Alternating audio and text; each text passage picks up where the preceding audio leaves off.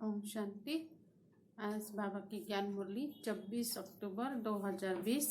मीठे बच्चे, तुम हो सच्चे सच्चे परवाने जो अभी समा पर फीदा होते हो। इस फीदा होने का ही यादगार यह दीपावली है। प्रश्न, बाबा ने अपने बच्चों को कौन सा समाचार सुनाया है? उत्तर, बाबा ने सुनाया, तुम आत्माएं निर्वाण धाम से कैसे आती हो और मैं कैसे आता हूँ।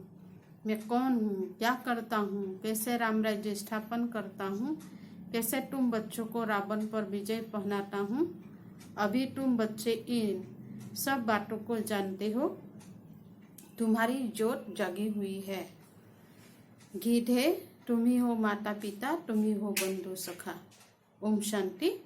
मीठे मीठे रूहानी बच्चों ने गीत सुना। आत्माओं ने इन जिस्मानी कर्मेंद्रों से गीत सुना। गीत में पहले तो ठीक था, पिछाड़ी को फिर भक्ति के अक्षर थे। तुम्हारे चरणों की धूल है।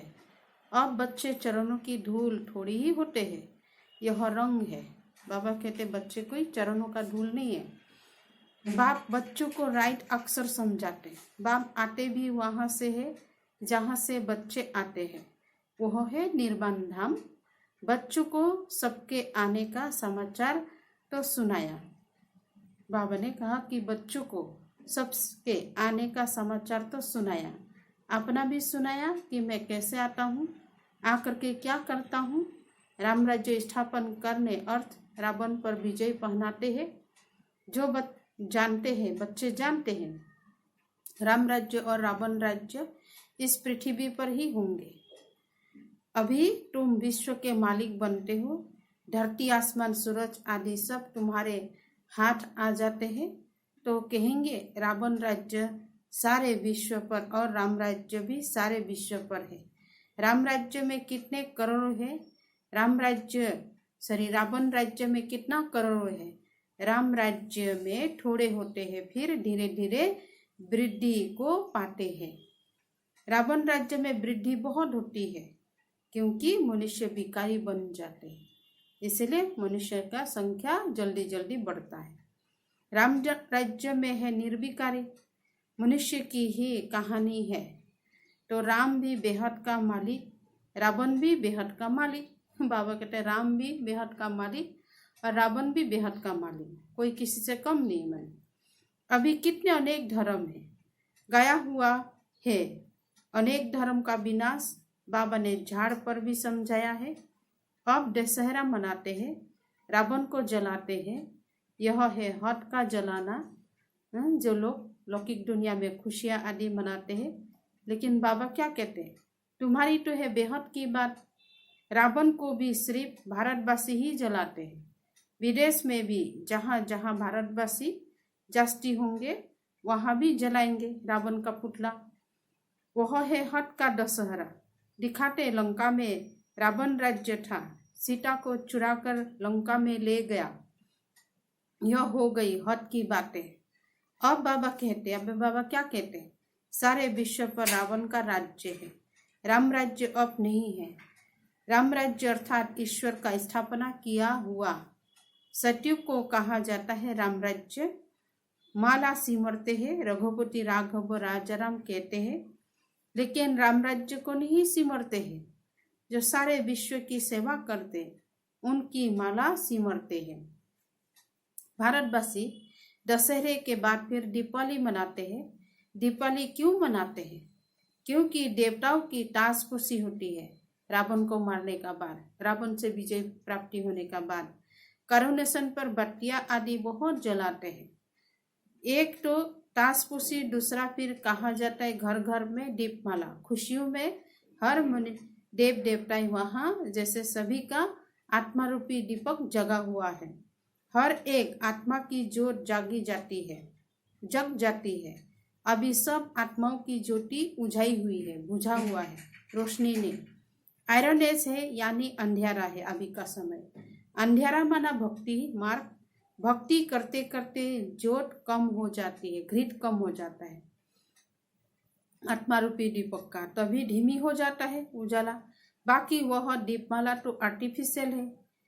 ऐसा नहीं कि कारुनेशन होते हैं तो आतिशबाजी जलाते हैं, दीपमाला पर लक्ष्मी को बुलाते हैं, पूजा करते हैं। यह उत्सव है भक्ति मार्ग के। जो भी राजा तख्त पर बैठते हैं तो उनका कारुनेशन धूमधाम से मनाया जाता है, उत्सव मनाया जाता है जब राजगद्दी पर बैठते हैं तो यह सब है हद के। अभी तो बेहद का विनाश सच्चा सच्चा दशहरा होना है। सच्ची में 10 विकारों का भी दहन होना है और बाबा कहते हैं सच्चा विनाश होना है। बाप आए हैं सबकी जोत जगाने, आत्मा रूपी दीपक को जगाने के लिए बाबा आया है, ज्ञान अमृत घृत डालने के लिए। मनुष्य समझते हमारी जोत बड़ी जोर से मिल रही जाएगी।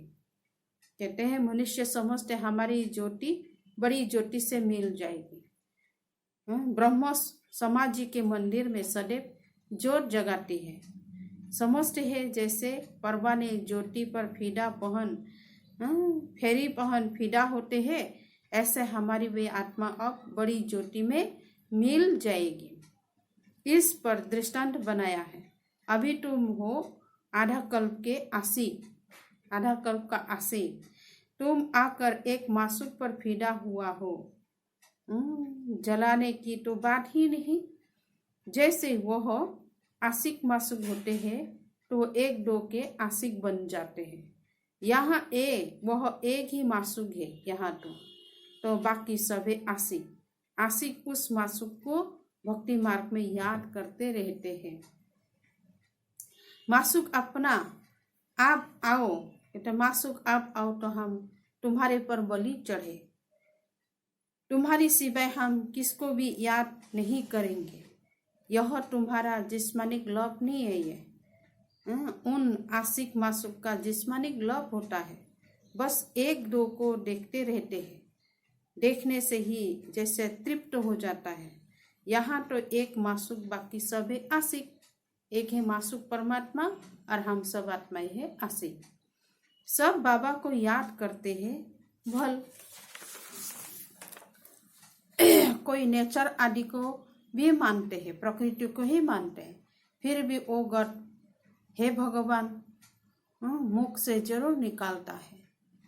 सब उनको बुलाते हैं, हमारी दुख दूर करो। भक्ति मार्ग में तो बहुत आशिक मासूक होते हैं। कोई किसका आशिक, कोई किसका आशिक। हनुमान के कितने आशिक होंगे। सब अपने अपने मासूक के चित्र बनाकर फिर आपस में मिलकर बैठ उनकी पूजा करते हैं।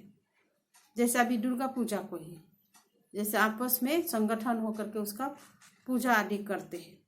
पूजा कर फिर ये दुर्गा पूजा को मनाते बड़े उत्सव से। पूजा कर फिर मासूक को डुबा देता है, अर्थ कुछ भी नहीं निकलता। यहाँ वह बात नहीं। यह तुम्हारा मासूक एवर गोरा है, कभी सवारा बनता नहीं।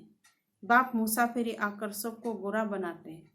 तुम भी मुसाफिर हो ना, दूर देश से आकर यहाँ पाठ बजाते हैं। तुम्हारे में भी नंबरवार पुरुषार्थ अनुसार समझते इस ज्ञान को। अभी तुम त्रिकालदर्शी बन गए हो। रचयिता और रचना के आदि मध्यंतर को जानते हो तो तुम हो गए त्रिकालदर्शी ब्रह्मा कुमार कुमारियां। जैसे जगत गुरु आदि का भी टाइटल मिलता है ना, तुमको यह टाइटल मिलता है।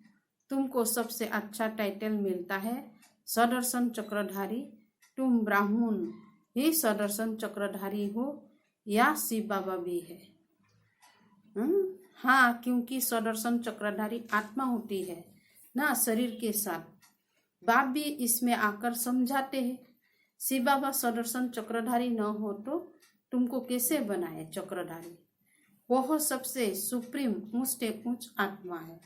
देह को थोड़ी ही कहा जाता है सुप्रीम। वह सुप्रीम बाप ही आकर तुमको सुप्रीम बनाते हैं। सदर्शन चक्रधारी आत्माओं के सिवाय कोई बन न सके। कौन सी आत्माएं जो ब्राह्मण धर्म में है, जब शूद्र धर्म में थे तो नहीं जानते थे, और बाप द्वारा तुमने जाना है। कितनी अच्छी अच्छी बातें हैं, तुम ही सुनते और खुशी होते हो। बाहर वाले यह सुने तो आश्चर्य खाएंगे, ओहो ये तो बड़ा ऊंच ज्ञान है। अच्छा, तुम भी ऐसा सदर्शन चक्रधारी बनो तो फिर चक्रवर्ती राजा विश्व का मालिक बन जाएंगे। यहाँ से बाहर गए खलास। माया इतनी बहादुर है, यहाँ की यहाँ रही। जैसे गर्भ में बच्चा अंजाम वायदा कर निकालते हैं, फिर भी वहाँ की वहाँ रह जाती है, जो वायदा भूल जाते हैं। तुम प्रदर्शनी आदि में समझाते हो, बहुत अच्छा करते हैं, नॉलेज बहुत अच्छी है, मैं ऐसा पुरुषार्थ करूँगा, यह करूँगा, बस बाहर निकला, वहाँ की वहाँ रही। परंतु फिर भी कुछ ना कुछ असर रहता है।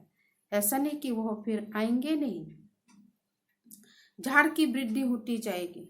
झाड़ वृद्धि को पाएंगे तो फिर सब कुछ खींचेंगे। अभी तो यह है रौरक नरक। गुरु पुराण में भी ऐसी रोचक बातें लिखी है जो मनुष्य को सुनाते हैं ताकि कुछ डर रहे।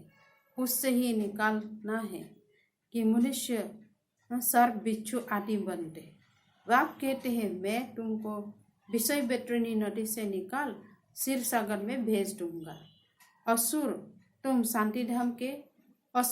शांति धाम के निवासी थे, फिर सुखधाम में पाठ बजान आए।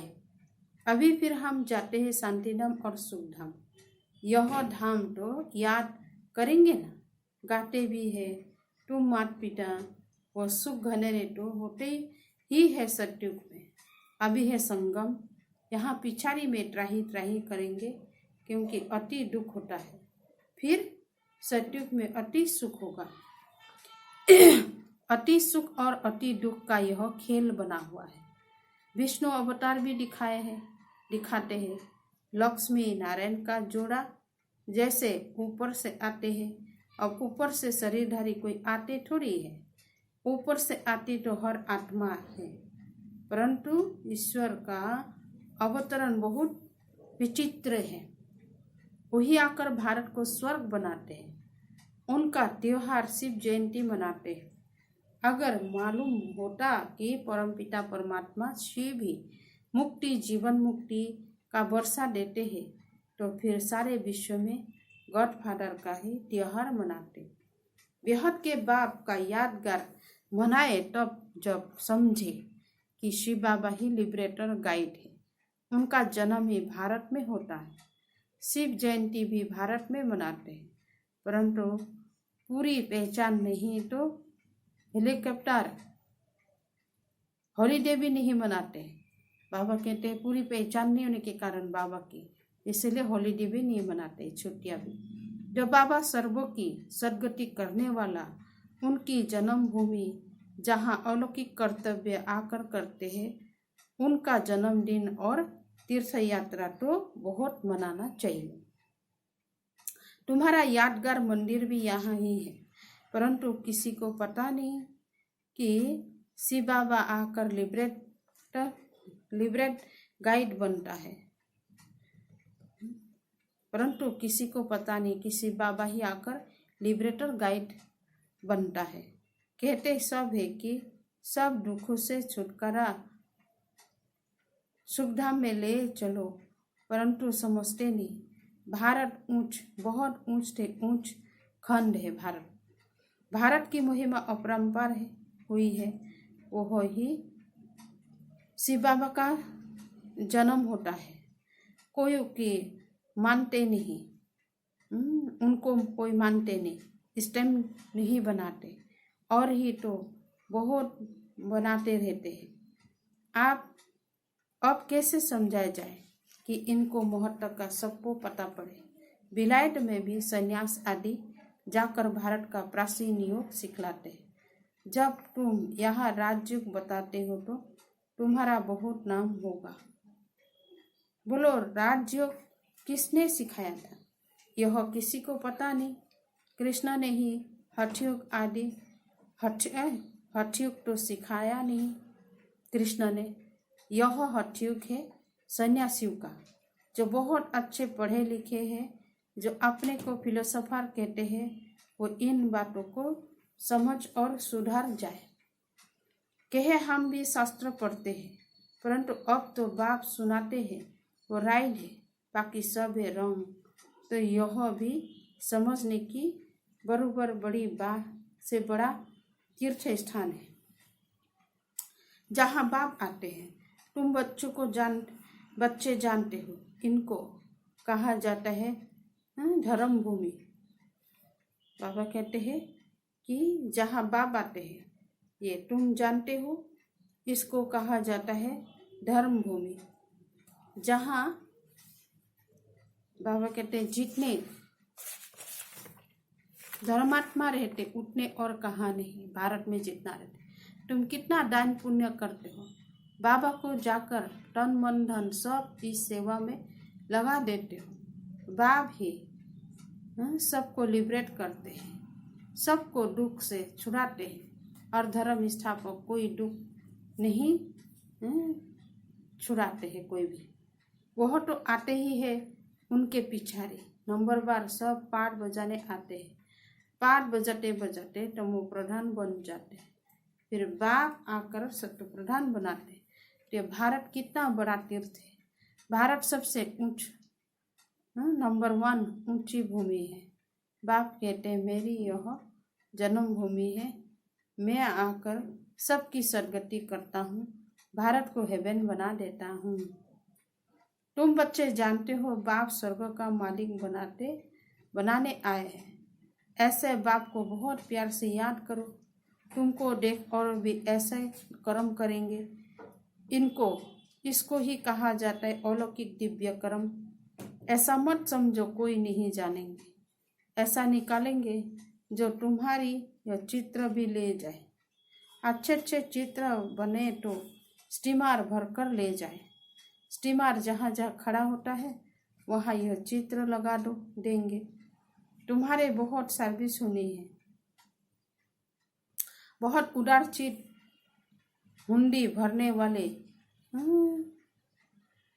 सावलसा भी निकालेंगे, जो एक ऐसे कर्म करने लगना पड़े, क्योंकि सबको मालूम पड़े कि कौन है जो इस पुरानी दुनिया को बदल और नई स्थापन करते हैं। तुम्हारे भी पहले तुच्छ बुद्धि थी, अभी तुम कितने स्वच्छ बुद्धि बने। जानते हो हम इस ज्ञान और योग बल से विश्व को हेवन बनाते हैं, बाकी सब मुक्तिधाम में चले जाएंगे। तुम्हारे भी अथॉरिटी बनना है।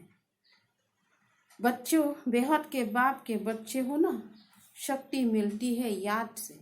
बाप को वर्ल्ड ऑलमाइटी अथॉरिटी कहा जाता है।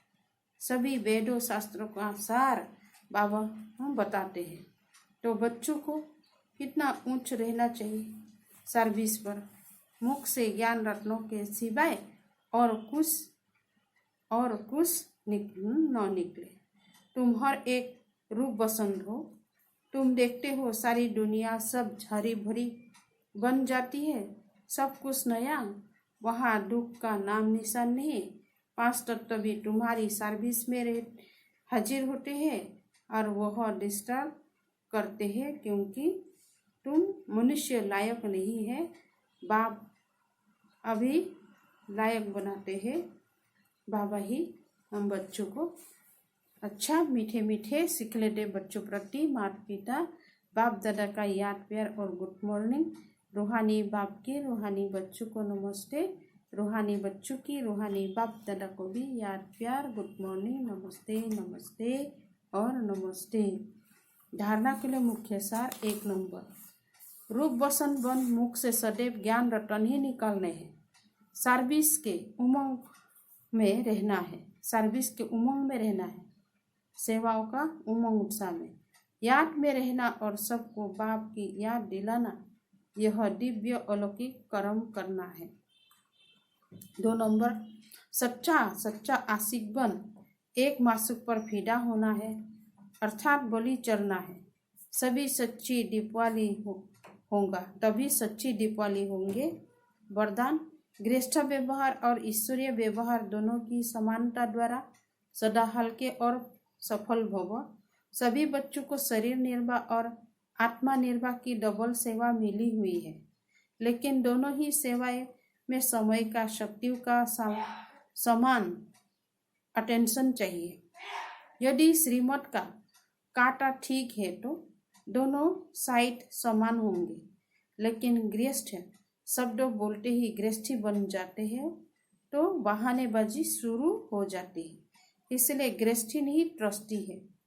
इस स्मृति से गृहस्थ व्यवहार और ईश्वरीय व्यवहार दोनों में समानता रखो तो सदा हल्का और सफलता रहेंगे। आज का स्लोगन है, फर्स्ट डिवीजन में आने के लिए कर्मेंद्रिय जीत माया जीत बनो। ओम शांति।